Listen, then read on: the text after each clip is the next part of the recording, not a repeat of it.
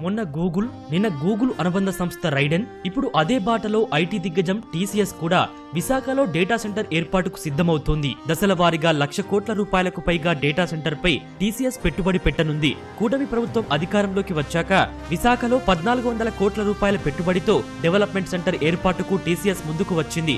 సాగర నగరంలో కొత్త క్యాంపస్ ఏర్పాటుకు ప్రభుత్వం 22 ఎకరాలు కూడా కేటాయించింది.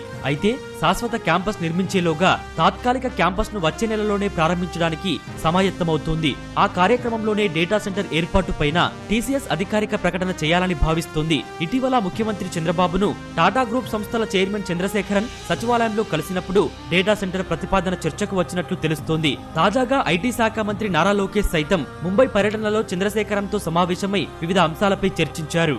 డేటా సెంటర్ల ద్వారానే విశాఖకు 2,60,000 కోట్ల పెట్టుబడులు రానున్నాయి. 56,000 కోట్లతో అమెరికా వెలుపల అతిపెద్ద డేటా సెంటర్ ఏర్పాటు చేసేందుకు ఇప్పటికే ప్రభుత్వానికి అంగీకారం తెలిపిన గూగుల్ నవంబర్లో ఒప్పందం కుదుర్చుకోనుంది. వచ్చే 2 నెలల్లోనే ఆయా సంస్థలు డేటా సెంటర్ల పెట్టుబడులు కార్యరూపం దాల్చే అవకాశం ఉంది. డేటా సెంటర్ల ఏర్పాటుతో విశాఖ ఆర్టిఫిషియల్ ఇంటెలిజెన్స్ నగరంగా రూపుదిద్దుకునే అవకాశం ఉంది.